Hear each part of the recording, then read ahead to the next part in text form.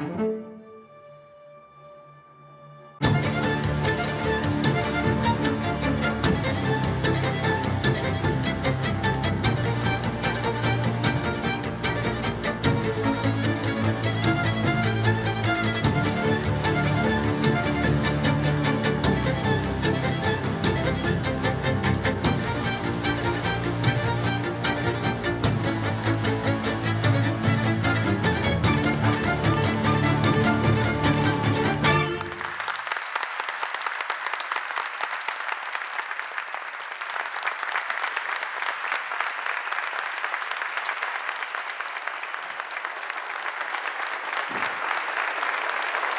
me caí en la entrada. Muy bien, Gracias. bienvenido. Bienvenido, Gracias. presidente Eduardo Frei Rustagle, a este segundo capítulo de Elegidos. La foto de rigor. Aquí están todos sus afectos y lealtades que han querido acompañarlo en esta noche muy especial. Por favor. Lo primero que quiero decir que un actor y un ingeniero escribiendo la historia, parece. Mitch. ¿Se habría imaginado usted eso? Entonces no sabemos qué va a salir de ¿Qué va a aquí, salir? pero va a salir algo bueno, no me cabe la menor duda. Por eso lo quiero invitar a todos a iniciar este viaje en el tiempo, en estos 50 años contados en primera persona, viendo parte de su historia. Mi padre era un hombre de mucha familia. Mi padre iba a almorzar casi todos los días a su casa. Y eso fue nuestro hogar con mi madre, una mujer fantástica, que nos marcó. Ella nos marcó. Yo creo que esa vida familiar a mí me marcó para siempre. Hace 50 años yo tenía casi 31. Ya estaba trabajando como ingeniero, que era mi profesión. Tenía ya 2 hijas y si me dicen en ese momento cuál era su sueño, que no lo escuchan mis hijas, pero tener un hijo hombre también.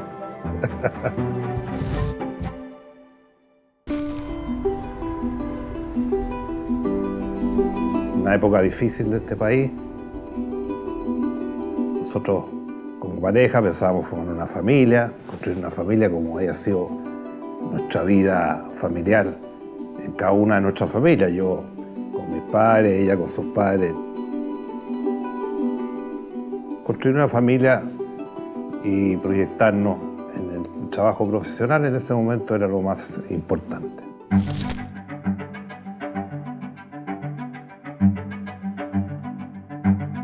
No es fácil llamarse Eduardo Frei.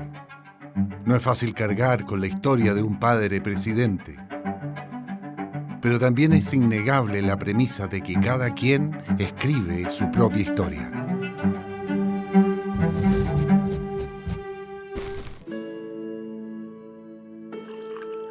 A veces la cotidianeidad de la vida impide proyectar el futuro, pero sencillamente es el destino el que te elige para ser parte de la historia.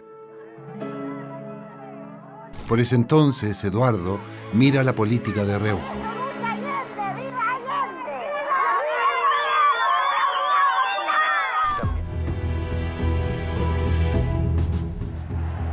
Es pleno gobierno de Salvador Allende. La presión social y política se siente. En ese entonces, todos anticipan un final abrupto. Era una época muy compleja, muy polarizada, una época casi tóxica hacia el final. Primero, la crisis política. ¿Por qué la crisis política?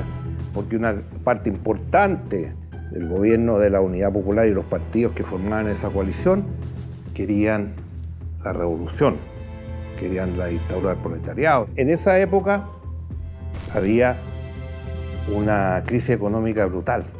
A fines del año 72 la inflación estaba sobre el 200%. Ya casi en el 73 algunos hablan de cifras del 400%. Y hay otros que dicen que la inflación llegó hasta el 600%. Entonces la situación económica era desastrosa.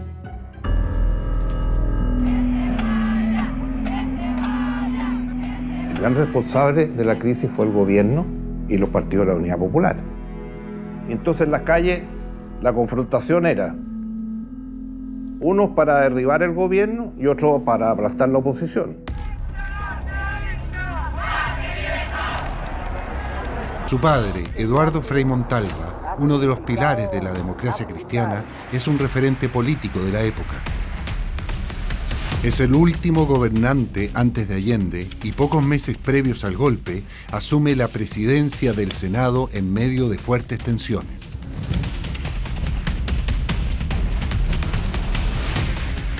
El rumor de una intervención militar es grande. Las conversaciones con su hijo Eduardo son constantes por esos días. Paradojas políticas. Frei padre genera incomodidad tanto en la Unidad Popular como más tarde lo hará en el gobierno militar. Frei era seguido por todos lados. Era asediado. A Frei le decían que hacía negocios con la carne, que tenía negocios de carne. ¿Te acuerdas las micros verdes que había en ese tiempo? Unas buses verdes chicos que había. La llamaban las marujas, decían que todos esos buses eran de mi mamá. De ese tipo de rumores, muy dañinos. Y hacían las peores cosas. Y eso se dio también en la época de la Unidad Popular, que Frei era insultado en la prensa violentamente, prácticamente todos los días. Porque tenía una postura frente al gobierno. Democráticamente, él siempre ejerció sus cargos democráticamente elegidos. Se acerca el día que marcará a Chile para siempre. La familia se halla en pleno cambio de vida desde Rengo a Santiago. Mientras se encuentra en una nueva casa, Martita se instalará con las niñas en Viña del Mar. El día 11 de septiembre de 1973 llega cuando Eduardo está lejos de sus mujeres, viviendo temporalmente en casa de unos amigos. El Palacio de la Moneda deberá ser evacuado antes de las 11 horas. De lo contrario, será atacado por la Fuerza Aérea de Chile.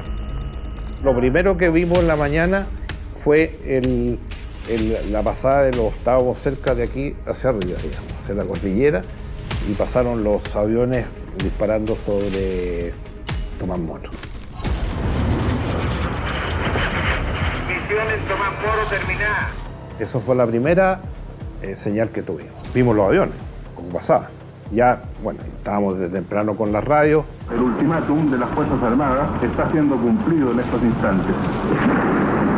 Aviones de guerra sobrevuelan la ciudad de Santiago. Y después vino el ataque a la Moneda, el bombardeo en la Moneda.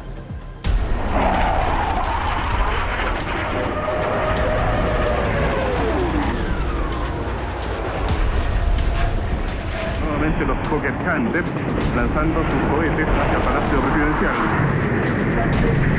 El relato vivo, el acontecimiento vivo en que cruza el cielo los aviones, las balas. Es increíble que tenemos en estos instantes. Nosotros estamos... Precisamente en este instante el fuego se intensifica. Eran nuevamente los Fokker Hunter. Se escucha sonido de avión, bombardeo, balas de todo calibre. Y ahí la sensación que tuvimos en esos momentos era muy desoladora. ¿Qué va a pasar? ¿Cuánto va a durar esto? ¿Qué viene para Chile? En un ambiente tan tóxico como habíamos dicho. Y así fue.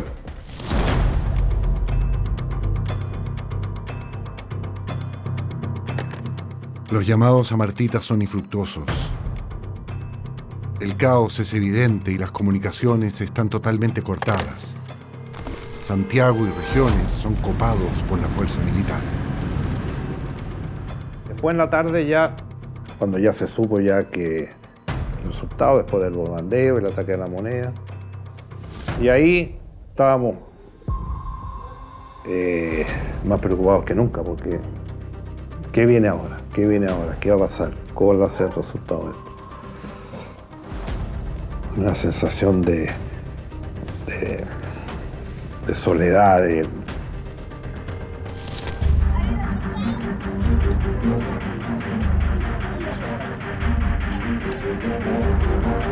Para el país entero son días difíciles. La Junta Militar de Gobierno asume el poder bajo la idea de mando supremo de la nación.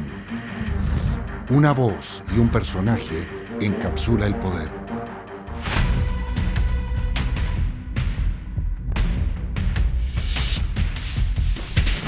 Cuatro oportunidades se le pidió que se rindiera garantizándole la vida y enseguida que se le llevaría al país donde él quisiera con su familia. La figura de Pinochet es una realidad. Comienzan las desapariciones, torturas y muertes. Sin embargo, para la familia Frey pasarán 2 años hasta que el horror toque a su puerta. Bernardo Leyton, emblemático político de la DC y padrino de Frey hijo, es baleado junto a su mujer en las calles de Roma. Los autores del crimen son sicarios italianos contratados por la DINA. Finalmente supimos que había sido tremendo y que nuestro Bernardo había quedado con bastantes lesiones, le pegaron en la cabeza, en fin, y la Anita quedó paralítica, prácticamente en silla de ruedas el resto de su vida. Entonces fue un crimen muy repugnante por las personas que representaba. 2 personas admirables que siempre habían defendido la democracia, la libertad en Chile. Y para nosotros fue una cosa tremenda. Para mi papá fue muy demoledor, aunque nadie lo dijera. ¿Qué podía pasar? ¿Quién iba a ser el próximo? Eran tiempos difíciles.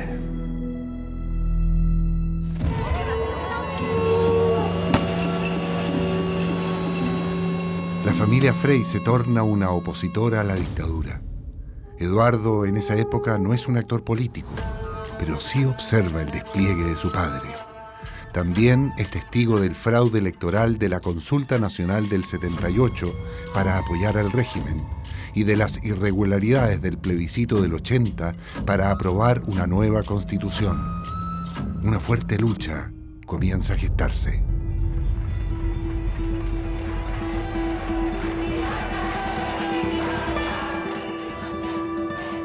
Imposible pensar una elección, fue un espectáculo internacional que dimos. Imagínate tú, sin registros electorales, con las autoridades, te cortaban el carnet, porque no había registro de nada, y todo lo manejaban ellos. Entonces, en ese cuadro se da el discurso del Caupolicán. En agosto de 1980, el Teatro Caupolicán es el ardiente escenario del único mitin político autorizado por la dictadura. Un hecho inaudito en el contexto de una campaña electoral donde la voz de la oposición ha estado prohibida. Frei Montalva es el principal orador de la noche. La esperanza de Chile no tiene el nombre de una persona. La esperanza de Chile es el pueblo de Chile. Líder indiscutido, tiene la estampa y el peso suficiente para atreverse a llamar públicamente a votar no a la Constitución de 1980. Un texto redactado por el propio régimen y que le asegura el mando de la nación a Augusto Pinochet por al menos 8 años más.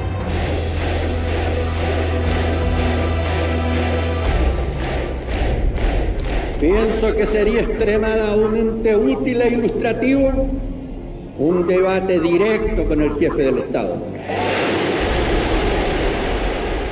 Y el discurso de mi padre, que fue relatar lo que estaba pasando en Chile, dar a conocer públicamente la cantidad de personas fallecidas, detenidos desaparecidos, etc. Han pasado 7 años durante los cuales se ha pretendido erradicar toda oposición y toda amenaza al orden, entre comillas. En un momento dado, una de las excusas que daban, bueno, no podemos volver al pasado, porque Frei dice que vamos a volver al pasado, vamos a resucitar a los muertos que fueron asesinados. vamos a resucitar a los detenidos desaparecidos. ¿Qué ficción tan absurda? ¿Qué país del mundo puede ser retrotraído años atrás? ¿Van a resucitar los muertos y los desaparecidos? Entonces fue de una tensión comunicar impresionante. Yo decía, ¿qué nos va a pasar a la salida? Tengamos valor, fe, esperanza en Chile.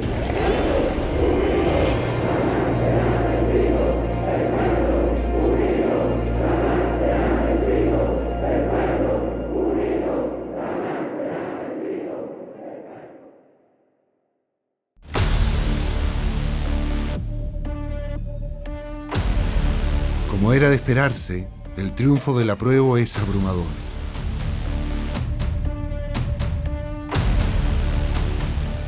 Y ya es evidente en qué lado de la vereda están los Frey.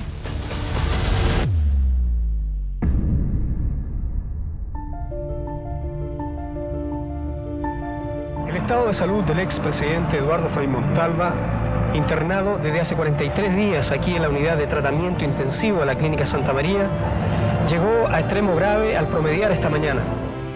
2 años después, la muerte abrupta de Eduardo Frei padre, tras una operación de rutina de una hernia al hiato, sacude a la familia y a todo el país. Que descanse en paz.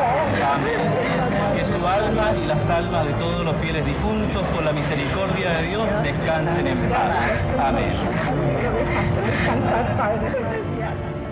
Una muerte aún no aclarada, pero de la que su hijo no tiene dudas. Para él, fue causada por terceros.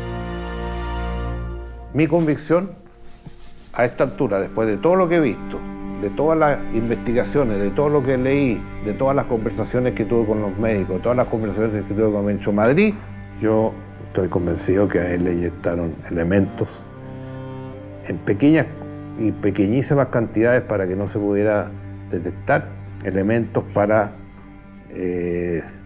destruir su inmunidad o destruir la inmunidad que tiene el cuerpo humano. Porque en otra forma, él era un hombre que estaba perfectamente, tenía 71 años cuando entró a la clínica, no tenía ninguna enfermedad de origen.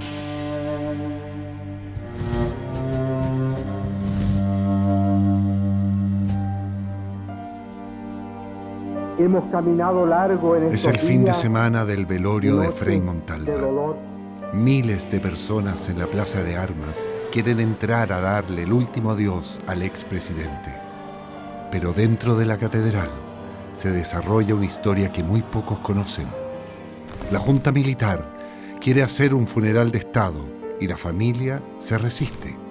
Los problemas comienzan desde que el féretro llega a la catedral y los militares retiran la bandera de la democracia cristiana que lo cubre. Serán los jóvenes del partido quienes encontrarán una ingeniosa salida a la tensa situación. Fueron tales las peleas que sacaron el ataúd desde la catedral a un patio que estaba al lado de la sacristía. Y ahí cosieron la bandera de la DC, la flecha roja, la cosieron con la bandera chilena. Bueno, y ahí empujones, patadas, qué sé yo. Finalmente llegaron de nuevo con el féretro adentro de la catedral y el día que fue la primera ceremonia tenían a 2 oficiales de los que le rendían guardia adelante para que no se viera para que taparan, digamos, la bandera. Pero ahí un día fue espantoso, el sábado.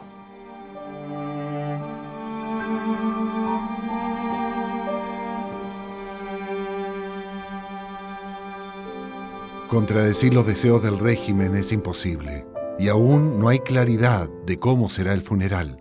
El clima es tenso y teñido de tristezas. Es entonces cuando la figura del cardenal Silva Enríquez resulta clave. Finalmente, el cardenal me dice, hablaron varias veces con el cardenal del gobierno y con las personas que había nombrado nosotros como familia y la ADC para negociar también. Ya tengo la solución, me dijo. Vamos a hacer 2 ceremonias. Una va a ser en la mañana, que va a ser la ceremonia oficial. Y la otra va a ser en la tarde para que el pueblo de Chile despida a su presidente. Sí, me lo dijo. Ya se cerró el tema.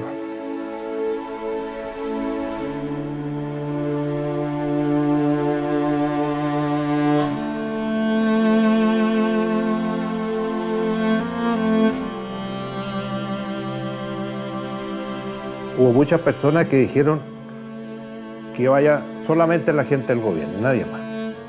Que no vaya ni uno al partido ni nada, todo afuera. Y yo tomé la decisión de ir. Yo dije, voy a ir, me corresponde. No puedo dejarlo solo en esta situación. Porque querían que no hubiera nadie. Yo dije, por ningún motivo yo voy a estar. Y al lado derecho había ya un poco de gente que eran funcionarios de gobierno. Se entraron puros funcionarios. Y al lado izquierdo, que era teóricamente para la familia y la familia nuestra y la familia democrática cristiana, sus amigos. En el otro lado no había nadie. Y en la primera fila estaba yo con mi compadre. Me acompañó un compadre mío que se murió allá.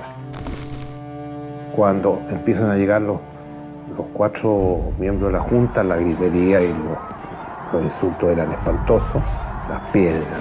Y entraron a la iglesia y pasaron donde estaba yo. Ni un pésame, ni una mano, ni una cara, nada. El único que se acercó cuando terminó la ceremonia fue Sergio Fernández, que era ministro del Interior, para darme las condolencias de parte del gobierno. Solo.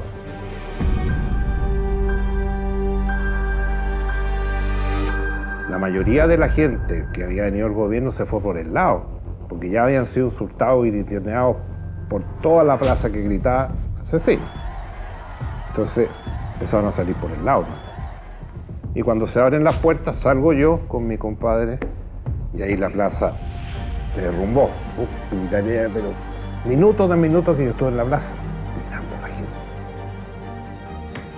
Y en la tarde vino la otra ceremonia. Más gente todavía. Y ahí el cardenal hace su discurso impresionante, espectacular. Ha muerto uno de nuestros jefes, un hombre que señaló rumbo, que expresó los grandes anhelos de nuestro pueblo, que dirigió los destinos de la patria como presidente de la República.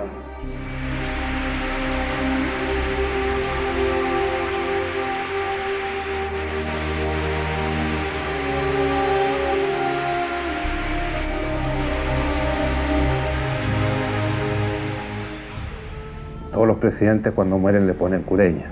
No le pusieron cureña al presidente Frei. Le pusieron un jeep.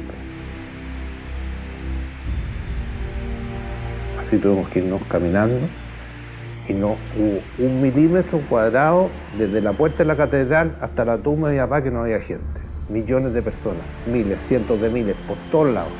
Nos demoramos, no sé, 1 hora, 2 horas caminando. Yo dije, esta cuestión cambió la historia. Eduardo Frei, hijo de un líder, lleva sobre sus hombros el peso de la herencia política.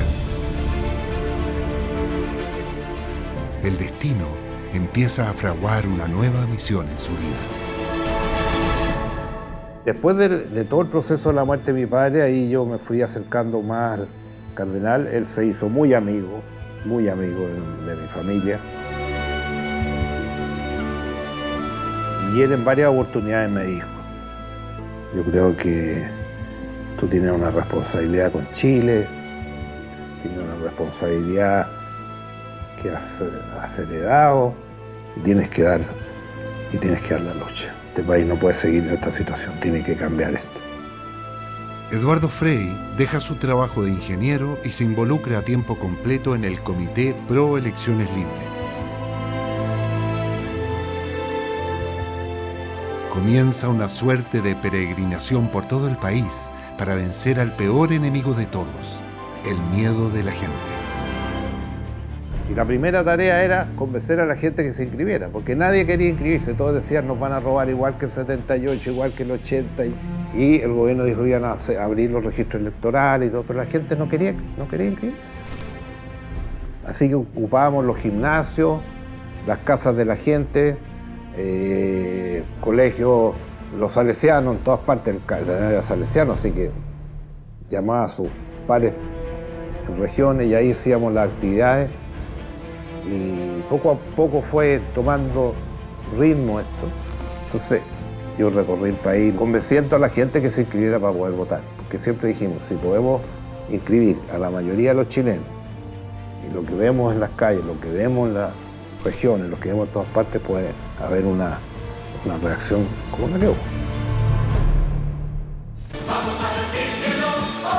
Con la La última batalla es la campaña del no al plebiscito de 1988, que busca perpetuar en el poder a Pinochet por 8 años más.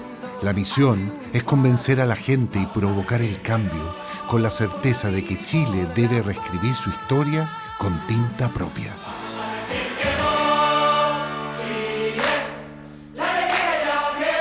Normalmente las dictaduras, y sobre todo en América Latina, no terminaban con una elección popular.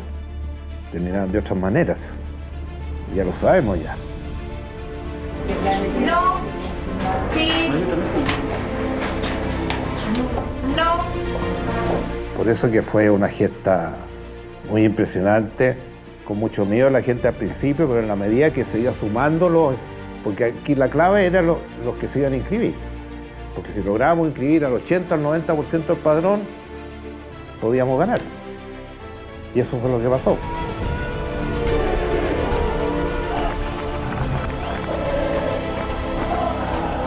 El triunfo del no fue muy espectacular y tuvo repercusiones en todo el mundo.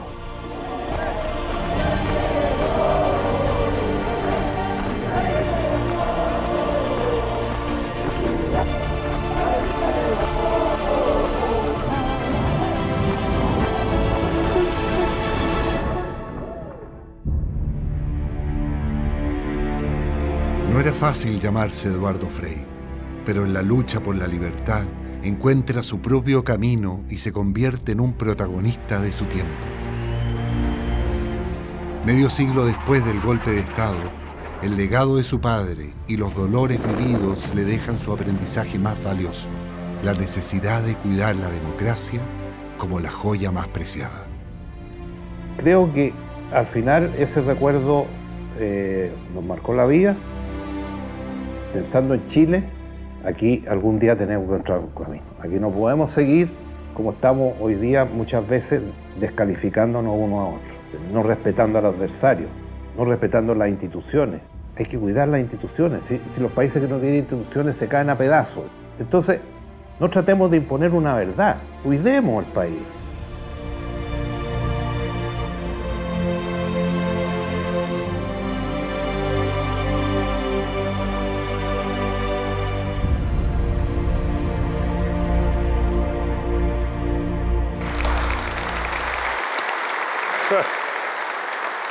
Qué golpe, ¿eh? ¿Qué le parece? Muy fuerte. Fuerte. Se me mora toda la vida. Quiero decir que dos cosas. Una, que los derechos humanos son fundamentales. No hay ninguna excusa para torturar a la gente, asesinarla. Y los derechos humanos hay que cuidarlos. Así es. Las torturas, todo eso tiene que nunca más en nuestro país. Piensa tú que han pasado 50 años y todavía hay detenidos desaparecidos. ¿Qué le decimos a esa gente? ¿Qué siente esa gente que tiene un familiar que nunca más lo vio? Así es. Nunca no hablo. A lo mejor encuentro unos huesos por ahí. Terrible. Y usted trabajó por eso como presidente. Y segundo, con mucha emoción. Me arrepiento de una cosa. No haber tenido la fuerza, no haber tenido la convicción de decirle y convencer a mi padre que se fuera a operar afuera, que no se operara aquí. Y mi hija me recordaba que un día, poco antes que se fuera a la clínica, estábamos en el escritorio de mi papá y yo le insistía de todo lo que estaba pasando, cómo se iba a internar en la clínica, etcétera, y operarse. ¿Por qué no se iba a operar afuera? Fue un error. Hay que pensar que también en este día tenemos el honor y el homenaje de pensar que él estuvo aquí. Jurando como presidente. Y aquí estamos rememorando, usted lleno de emoción, porque sin duda la familia Frei ha pasado situaciones complejas, dolorosas, difíciles, pero sin duda también han sido protagonistas por encontrar un país y por llegar y lograr la democracia. Quiero mostrarle una foto porque también hay otro personaje muy importante en su vida, que es su madre. Ahí, espectacular. no sé si esta foto tiene mucho significado, entiendo yo. Sí, porque hay 3 presidentes de Chile, padre e hijo. Pero solamente una mujer estuvo viva para ver a los 2 en la presidencia. Y ahí estaba el día que yo asumí, en el mismo balcón en que han estado en la moneda todos los presidentes de Chile. Y ella se murió después del 2000, yo había terminado la presidencia. Y muchas veces, ya en los últimos años, me hablaba como si estuviera hablando con mi papá. Era muy especial mi madre, era una mujer fantástica. Bueno, mi vida está marcada por eso, por 2 padres fantásticos. Porque siempre que me preguntan su padre, yo hablo mucho cuando hablo de mi padre, hablo de Frei Montalva como presidente, pero también fue mi padre.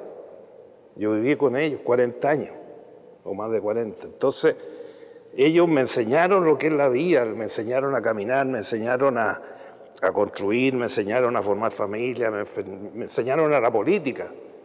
Aquí hay muchos que estuvieron en la moneda, que yo muchas veces hacía cosas en la moneda y me decían, bueno, ¿y por qué lo hacen? Porque así se hace. Se aprendió desde chiquitito. Pero ¿y cómo fue que un ingeniero civil con mención en hidráulica, si no me equivoco, ¿no? Mención en hidráulica. Se convirtió. Yo tengo, después de ver estas imágenes, sin duda, claro, uno siente particularmente, creo que en el funeral de su padre hay un punto de inflexión, después con el cardenal, que sin duda, de alguna forma... Fue muy importante en mi decisión. Yo lo conocí en la casa de mi padre, era muy amigo de mi padre, se juntaban a comer, a conversar, siempre quien preparaba el mejor whisky sour, era muy simpático. Y después de la muerte de mi padre, después de lo que cuenta la historia ahí, que fue absolutamente verdad, yo seguí conversando muchos años con él y él falleció cuando ya estaba terminando mi gobierno. Pero él fue decisivo en tomar la decisión, decisivo.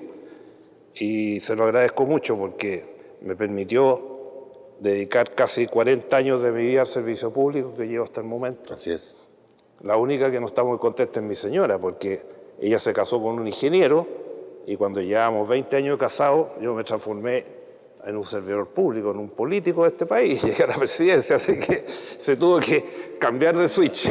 Bueno, entonces avancemos en este gobierno, el gobierno de Eduardo Frei Ruiz-Tagle. Su antecesor, Patricio Aylwin, siempre se refirió a que de alguna forma, también usted lo dice ahí en las imágenes, hay la transición fue bastante sui generis. En general, los gobiernos, las dictaduras latinoamericanas terminan muy distintos. Eso significó que había que convivir con el general Pinochet. ¿Cómo fue eso? ¿Cómo era gobernar teniendo a Pinochet sentado muy cerca? Yo tuve una relación con él que la podría definir como protocolar e institucional. Yo tenía que cumplir mi rol como presidente, él tenía que cumplir su rol que tenía como comandante en jefe, pero evidentemente que las cosas partimos el año 94 y la relación la llevamos a través del ministro de Defensa, que aquí nos acompaña, colaborador. Y entonces, así había que hacerlo para mantener las cosas y que no nos sucediera lo que había pasado en otros casos del gobierno del presidente Aylwin.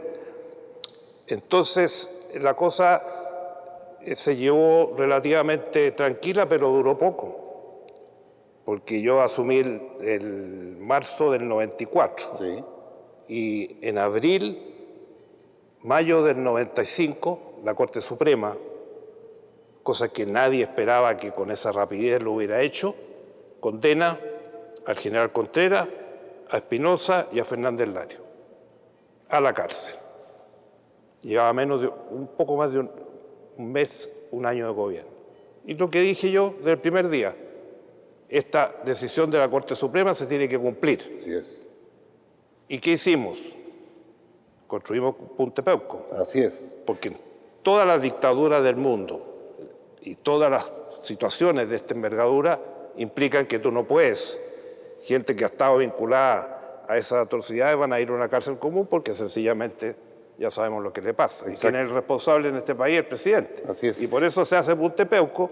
Y eso fue muy importante porque marcó la transición en el sentido de que las personas que eran condenadas no por el gobierno, por la Corte Suprema, tenían que estar. Así es. Y tenían que estar resguardados, hasta los guerrilleros de Colombia los resguardan, en todas partes del mundo pasa Aquí eso. le quiero mostrar el decreto en que usted se estipula la construcción de Puntepeuco, que particularmente está firmado por la ministra de Justicia, Soledad Alvear, Sí. y no por el ministro de Obras Públicas, Ricardo Lagos. ¿Por qué?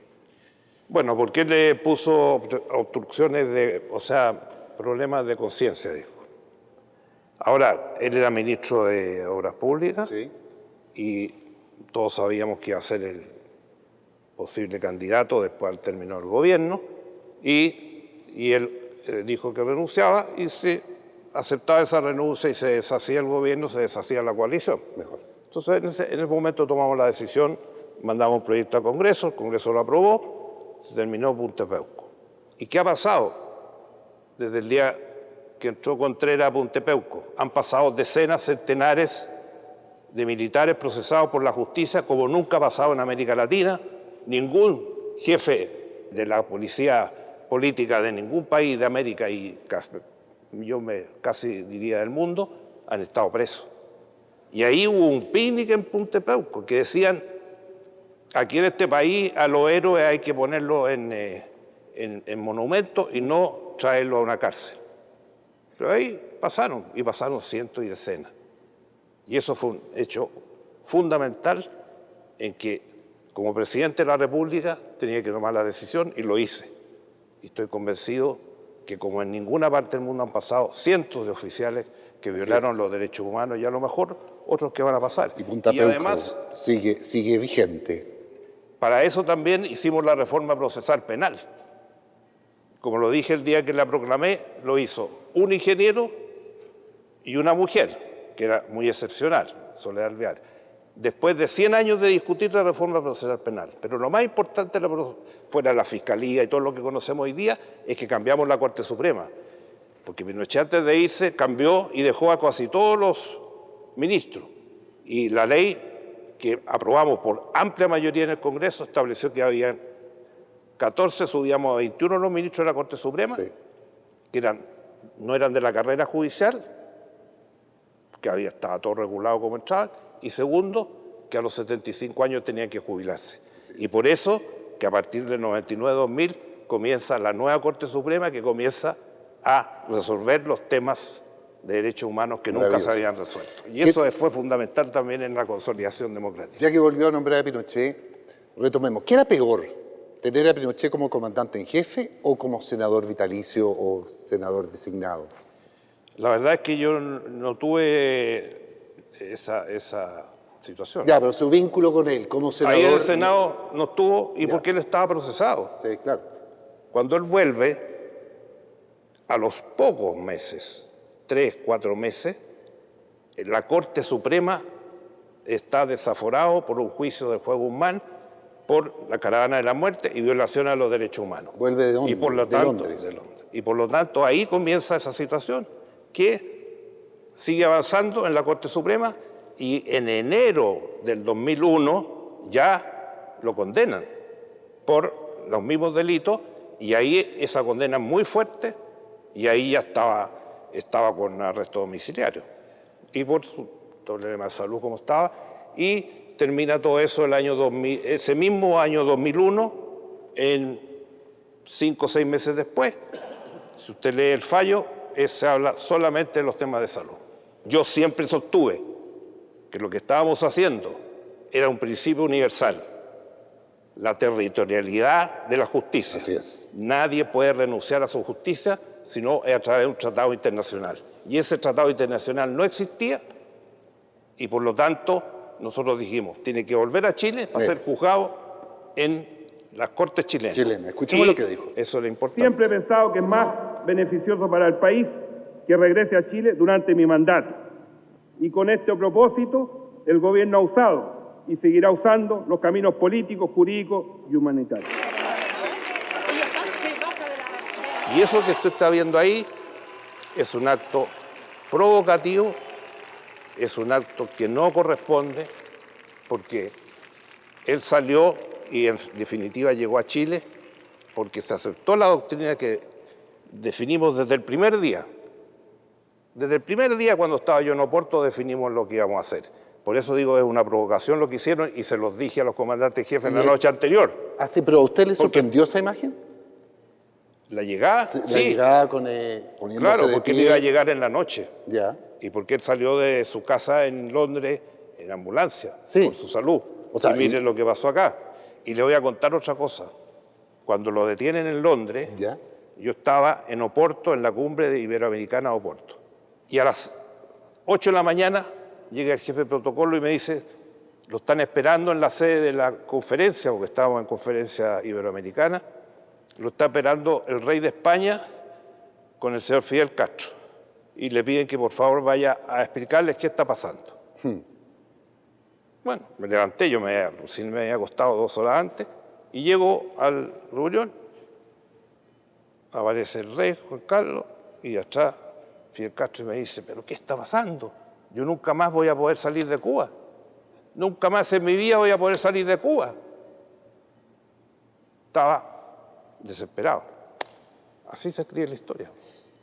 Esta fue una decisión diplomática más bien que justicia. O sea, primero tomó la opción, claro, de que Pinochet debía ser juzgado en Chile, porque la efervescencia que estaba generando, la discusión política que se generó era... Entonces fue una estrategia y fue una decisión muy compleja, muy difícil atreverse a, en rigor, que el juez Garzón no lo ajusticiara allá en España. Así es. Pero se cumplió lo que nosotros planteamos desde el primer momento y por eso decía que estoy tranquilo por eso y creo que le hizo bien a Chile que la Corte haya tomado las decisiones. La defensa nuestra era por principio y por temas de política nacional y de política internacional, como estaba diciendo, y segundo, porque no había ese tribunal penal que existe hoy día y porque teníamos que seguir gobernando y seguir construyendo el futuro. Y hablando de esa construcción, usted se caracterizó por ir a buscar afuera. Fue un poco, su marca tiene que ver con ser el presidente viajero, el que viajaba, digámoslo. Las fotos cuando andaba con las maletas y las camisas esas que nos ponían. Mira, ahí está ya Semín. Viajó por todas partes, pero Así es. claro, su mirada dentro de esta política fue interesante. ¿Y por qué una de las grandes fue la APEC? Yo tuve la oportunidad, recién estaba terminando la universidad y vinieron unos empresarios de Japón en la época que mi padre estaba de presidente y estaban postulando a hacer el metro de Santiago. ¿Ya? Y ahí los conocí y me invitaron a Japón. Así que yo, muy joven, 22, 23 años, me fui a Japón, de ahí me fui a la India, de ahí me fui a Egipto, recorrí mucho el Asia. Y entonces comencé a ver que había otro mundo que era más allá de lo que nosotros veíamos en los años siguientes, en los años 90, que era Europa, Estados Unidos, América Latina. Exacto. Y de repente aparecía otro mundo. Gigantesco. Gigantesco. Por eso cuando se reían de mí porque andaba con las maletas y las chaquetas y todo esto, bueno, resulta que ¿qué pasó? Que ahora estamos allá. O sea, Hoy día hay una cifra impresionante. El 75% del PIB de Chile es comercio exterior y 2/3 de eso está en el Asia. Y entonces, si estamos hablando de grandes proyectos, de grandes alternativas, de grandes posibilidades que tiene este país hoy día, tenemos que aprovecharlas. ¿Y dónde tenemos que aprovecharlas? En el mundo que está hoy día y el centro del mundo hoy día está en el Asia-Pacífico. Y eso fue una decisión, además, que, como le digo, yo la fui construyendo durante muchos años, pero también contó con el apoyo de todos los sectores y además se transformó en una política de Estado que todos los gobiernos de la concertación ya han seguido con esa línea. Y nos convertimos en los jaguares de Latinoamérica. Así es, aunque no somos tan jaguares ahora, hay que renovarse. Tiene toda la razón. Porque No tiene que seguir la inversión, tiene que seguir el crecimiento, tiene que seguir el desarrollo, porque estas cosas no son de la noche a la mañana. Estos se demoran años, Sí. las grandes tareas. Y hacer estos tratados tomó 20 años.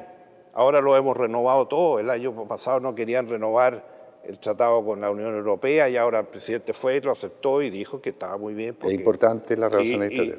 Y el acuerdo del TPP-11, que fuimos pioneros nosotros, donde está Inglaterra ahora, después del Brexit, que le fue tan mal con la salida, está también en ese tratado. Entonces, ese es el mundo que se está construyendo. Así es. Presidente, sé que le gusta mucho el fútbol. Es de la Chile, ¿verdad? Sí. ¿Cómo está la Chile ahora? Ahí nomás. Todo el fútbol chileno está ahí nomás. Pero a Chile, en Francia, le fue muy bien durante su gobierno. Sí. Mire esta imagen. Estalla el centro. Zamorano. Sala, gol. ¡Gol chileno! El matador de América. Era momento de grandes alegrías para el pueblo chileno. En esa época yo iba mucho al estadio, ahora voy poco, pero... ¿Por qué va poco? Porque ya más difícil, los estadios están tan problemáticos. Pero le gusta. Los hinchas de mi equipo tiran bombas y qué sé no yo. se portan muy bien, digámoslo. Terrible. Pero en esa época, como yo iba al estadio, decían que yo iba a presionar a los árbitros. Porque en los 6 años que estuve en La Moneda, 3 veces salió campeón la U. Yo no presionaba a nadie, iba y miraba y aplaudía a mi equipo. Quizás habría que volver a La Moneda para que a la U le fuera mejor. Ya, no hay que escribir la historia 2 veces, la historia hay que escribirla una vez nomás. Ahora, esas alegrías... Yo mi parte la hice y la sigo haciendo y sigo trabajando por Chile en el Asia, en todas partes. Ahora tengo una larga agenda en el segundo semestre para ir a Indonesia, para ir a Japón, para ir a Corea, porque el Oriente sigue a full y uno tiene que estar ahí y tiene que construir. Ahora, esas alegrías, las alegrías de ese mundial, que hace mucho tiempo que los chilenos no lograban ver un mundial, desde el 82, duraron poco. Porque, paradójicamente, de donde usted fue a buscar el desarrollo para el país, también llegó la crisis asiática, que empezó a complicar a la familia chilena. Así se vivía. Buscando pega está mal. Uy, no hay pega ni un lado. Porque no tienen cómo pagar, muy poca plata, la gente no compra. Justamente quedé sin trabajo los días previos a la fiesta navideña, fiesta de fin de año, y justo se te vienen todos los pensamientos, ¿qué regalo le voy a hacer a mi hija? ¿Cómo se lleva una situación desde la presidencia viviendo el sufrimiento de la familia chilena de alguna forma se siente de que eran situaciones que no eran fáciles de controlar? Mucha gente dice que por culpa de que estábamos en el Asia nos tocó esto, nos habría tocado igual. Sí. Esta fue igual que las crisis que hemos vivido en tantas oportunidades. Hay que hablar de las crisis de los años 30, pero las últimas que hemos vivido. Pero Chile estaba bien, porque a partir del 90 Chile empezó a crecer a tasas del 6, del 7, del 8%. Durante mi gobierno crecimos prácticamente a tasa del 6%. Bajó la inflación fuertemente, bajó el desempleo. Pero lo más importante, que Chile pagó su deuda externa. Chile tenía una deuda externa de cerca del 40% en el año 90. A fines de esa época la habíamos pagado. Fue mucho más fácil asumir la responsabilidad. Lógicamente se hicieron todas las tareas que había que hacer, porque no podíamos dejar de hacerlas, pero era un fenómeno mundial. Sí. Pero estaba bien parado Chile, gracias a todo el trabajo anterior. Todos esos años anteriores. 2 cosas le voy a decir. Se manejó bien la economía. 2, 1 año y medio tuvimos crecimiento negativo. Pero ya a comienzos del 2000 empezamos a crecer. Y el año 2000, que fue el año completo después de mi gobierno, Chile creció a 5,4%. Y no endeudamos en país en un peso, porque nos ofrecían créditos de todos los bancos, que renováramos los créditos de todos los bancos internacionales, y el otro era el Banco del Desarrollo, que nos ofrecía el BID también, crédito a todos, pero dijimos no, porque si estamos sin deuda externa, ¿por qué vamos a estar tomando estas cosas? Y creció y el país se recuperó rápidamente. Entonces, porque tomamos las decisiones que había que tomar, porque el cargo de presidente, y eso lo aprendí con mi padre, hay que ejercerlo. uno está sentado ahí para tomar decisiones, porque uno cuando está en un trabajo, en una empresa, yo soy ingeniero, trabajamos mucha ingeniería, se trabaja mucho en equipo.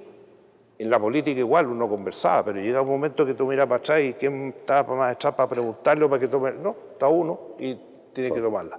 Y si tú no tomas decisiones, a veces las decisiones te puedes equivocar, pero lo peor es no tomar decisiones. Eso es, los países lo pagan muy caro y por eso yo aprendí que había que tomar las decisiones y había que jugarnos por las cosas que creíamos. Y simultáneamente seguíamos con nuestro programa. Hicimos la reforma educacional, que fue espectacular, la doble jornada. Porque en esa época, imagínense, lo iban en la mañana y en la tarde. No, aquí día entero, en la tarde podían hacer otras cosas. Se capacitaron profesores, se construyeron miles de escuelas. Fue tan grande el proyecto que era gran parte del presupuesto usaba en eso. Sin duda, grandes avances para este Chile y así democrático. Como eso, hicimos muchas cosas. Hicimos una cosa que es muy importante, y la voy a plantear porque estamos viviendo esto hoy día.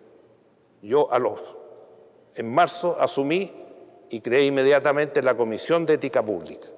Y esa comisión estaban todos los poderes del Estado, el gobierno, el Parlamento, la justicia y expertos. Entregó esa comisión en 100 días su trabajo. Propuso 41 medidas, 40 se implementaron. 40 en leyes, acciones administrativas, etc. ¿Y cuál fue la única que el Congreso no aprobó? El financiamiento público de la política. Si hubiéramos tenido financiamiento público de la política a partir del año 2000, no habrían pasado todas estas cosas que pasaron después. Además, hicimos otra cosa. Creamos lo que todas las empresas del mundo modernas tienen, todos los estados modernos, y lo estudiamos en los principales países más modernos de esa época. Construimos lo que se llamaba la auditoría interna de gobierno, como hay en todas las empresas y en todas las grandes instituciones. O sea, el gobierno tenía auditores en los ministerios, tenía auditores en los gobiernos regionales, etc. Mandamos el proyecto, funcionamos por decreto, pero después mandamos el proyecto, el Congreso no lo vio y los siguientes gobiernos han tenido, dependiendo del presidente, darle más importancia a esto o no. Y ahora acabo de escuchar con mucha alegría que Mario Marcel anuncia en su visita a Estados Unidos y Canadá que espera que mandar un proyecto de ley con la auditoría interna del gobierno que se inició en el gobierno del presidente Frei Ruiz-Tagle, y lo dice con todas sus letras. Ojalá que lo haga, estamos dispuestos a ayudar en eso para que se controlen las cosas, no cuando ya han terminado, no cuando ya está el incendio, sino que, porque ahí también controlábamos a las empresas estatales. Y hubo muchas licitaciones que las paramos antes que fueran a la Contraloría. Usted cuando inició su gobierno prometió un país más solidario, un país que mirara el mundo y un país más progresista. ¿Siente que cumplió? Sí. Todas las cifras que tuvimos en esos años fueron de progreso, de desarrollo. El coeficiente Gini que medía la desigualdad también bajó. Todos los índices eran positivos. La seguridad, para qué decir, la tranquilidad. Y con estas reformas que hicimos, tantas, en educación, en salud, en el tema de probidad. Mire, el otro día cuando estaba preparando esto decía yo, ¿qué hicimos, por ejemplo, para la familia? Y resulta que me mandaron un detalle, 15 proyectos. ¿Se acuerda que en esa época los niños en Chile se llamaban, ¿cómo se llamaban los niños en Chile o cómo le decían? Guachos. Así es. Eso se terminó en mi gobierno. Por favor, quiero invitarlo a ponerse de pie. Sin duda su legado, presidente, ha sido magnífico. Yo quiero agradecer, porque tú cuando me sentaste aquí dijiste, aquí están tus afectos, aquí están tus lealtades. Así es. Entonces hay un grupo de gente que fue parte de mi gobierno, la Concertación, lógicamente que mi partido. Y por eso lo están acompañando. Y segundo, porque mi familia, mis hijas, mis nietos, que recuerden lo que decía Frei, mi padre, en el De Profundi, decía, a mis hijos y a mis nietos les pido que amen a su país y trabajen por su grandeza. Me falta lo más importante. Sí, sin duda, por favor. Martita, Martita.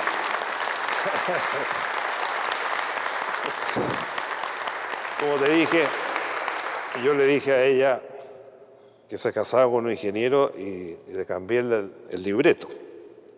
Pero ella ha sido un puntal en mi vida, fundamental. Se ha jugado por todo, ha sido leal, ha sido comprometida, apoyadora. Y además hizo la pega, porque su profesión la llevaba para preocuparse de la familia, de los niños, de las mujeres y de los adultos mayores. Y ella dejó dos grandes legados. El MIM, que es el Museo Interactivo, uno de los más famosos del mundo. Maravilloso. Y segundo, la política para el adulto mayor. Por eso, sin ella, nada de esto habría sido posible. Presidente, lo quiero invitar, pensando que en relación a todo lo que hemos escuchado esta noche, su legado es inmenso, pero pensando en sus nietos, lo quiero invitar a escribir en este libro cuál sería el legado, pero para los 50 años que vienen, sus sueños, sus esperanzas, pensando en el Chile de 50 años más. Gracias. Sueño con un Chile donde podamos y seamos capaces de volver a dialogar y a escucharnos para generar consensos que nos permitan progresar. Con un país capaz de enfrentar los múltiples desafíos que tiene por delante, que conviva en armonía, que crezca de manera sustentable y con un profundo respeto al ser humano. Eduardo Frei Ruiz Tagle.